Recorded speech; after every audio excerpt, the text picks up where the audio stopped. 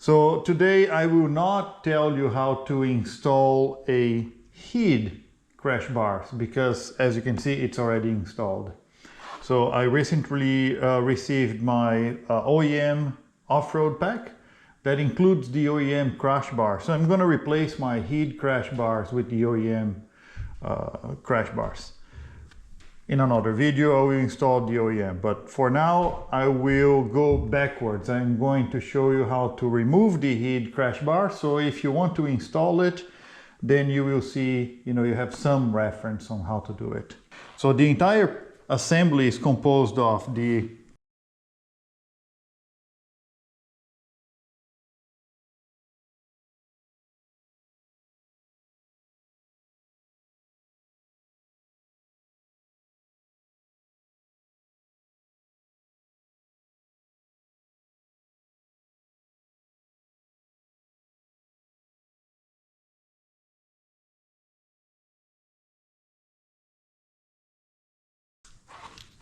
Let's get started with the water pump.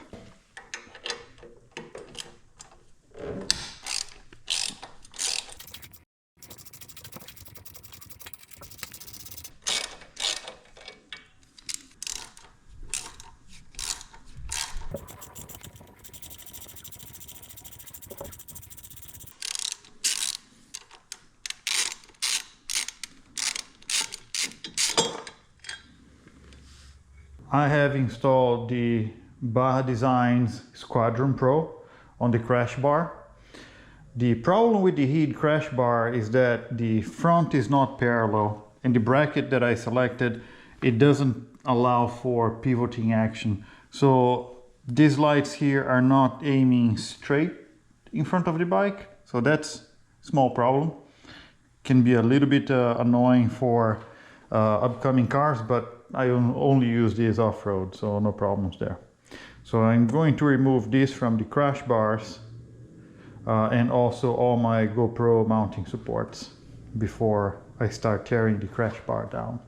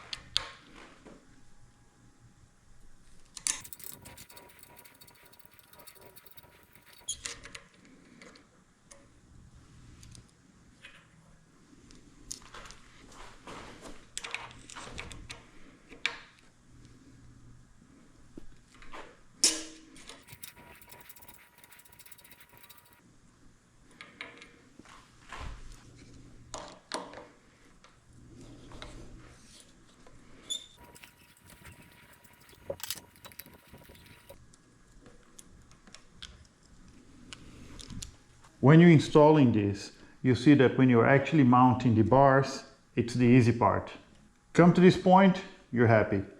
The hard part is going to be installing this bracket here, because that's going to require taking off, the plastics here and also a couple of things inside. So let's start with the left side removal. There are two nuts to remove. One on the left side and one on the right side. They both use a number 19 socket. And this is one of the parts that you're going to need to replace from the original OEM. So this goes through the engine support, and he provides a replacement rod that's going to go.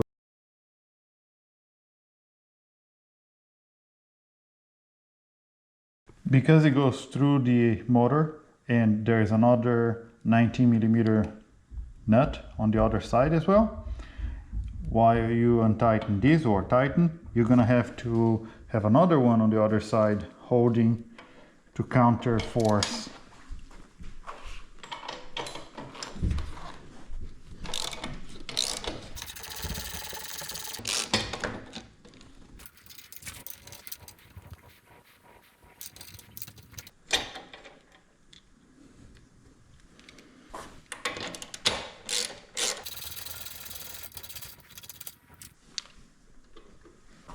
Next, we remove the two screws that hold the two pieces on the bottom.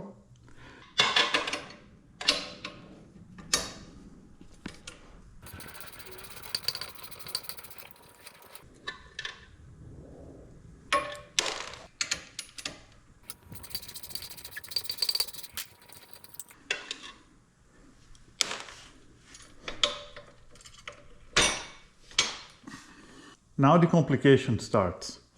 Either to assemble or to disassemble, there is one bolt and one nut that connects the two sides of the crash bar to the bracket that is installed here to the chassis. There's no real way to access this number 6 bolt. Well, number 6 hex screw. So the best way that I came up with is a long one that goes through here, so you can have some access and then hold the nut with the number 12 on the other side. So let's try. Okay, so I lied a little bit. It's not a number 12.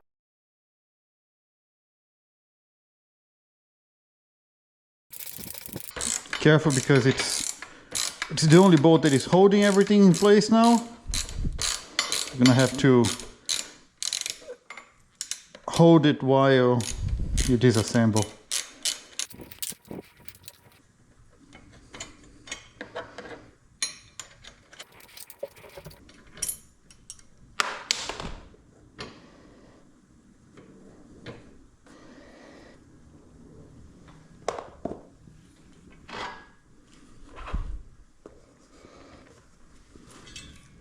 So right side comes out. Don't forget to get a washer that stayed there when we got the engine bolt out. So here's the right side.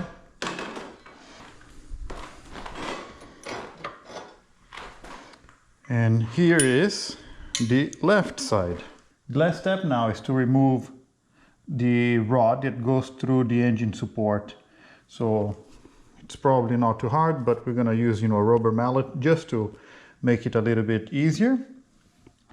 On each side, it comes with these metal spacers, so be careful not to lose it. One for the right, one for the left.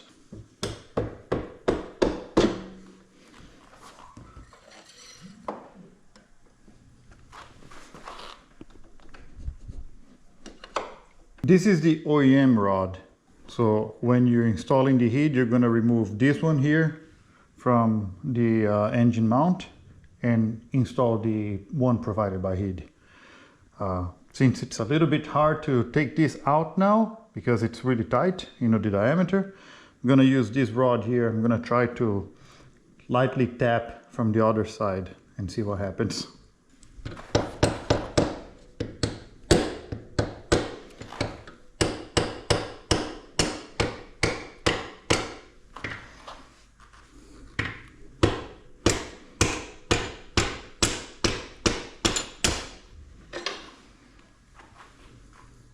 All right, so that's the one that comes out and is provided by head.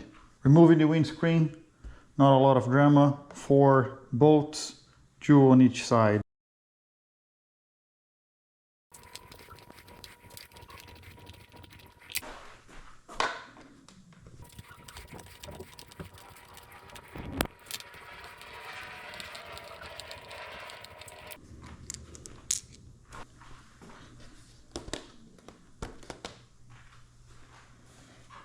The bracket is mounted to the frame using these 2 bolts here. It's a little bit hard to show, but it's this bolt here and another one here.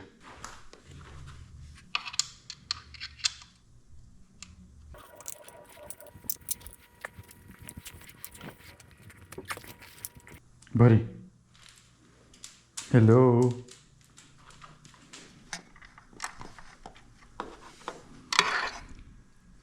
First one out. But this is the easiest one to come out.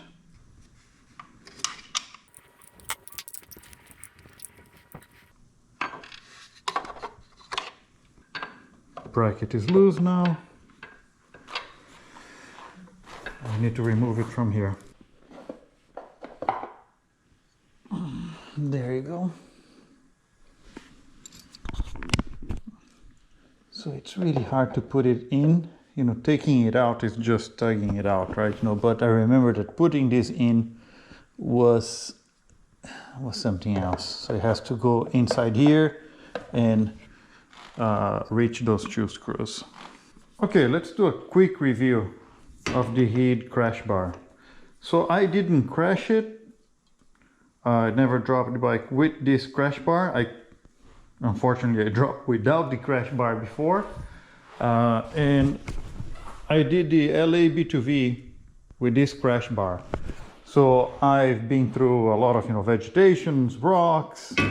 So a lot of things have come in contact with the crash bar, as you can see here. I also have a Multistrada and I have the OEM crash bar. The painting is not like this on the OEM. The painting is more metallic, I would say. It's hard to describe. This looks more like real paint. So it looks like just a basic silver metallic paint. Doesn't look like, you know, metal itself.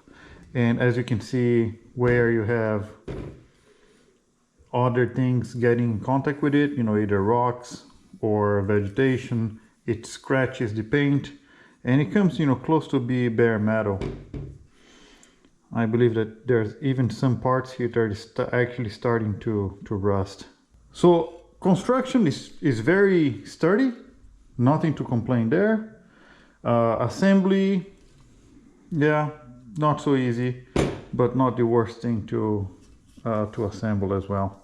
This is the left side. It did its job. It prevented my tank from coming to contact with branches and rocks and other things that could damage the bike itself. And I suspect that, you know, if the bike came down, it would protect as well.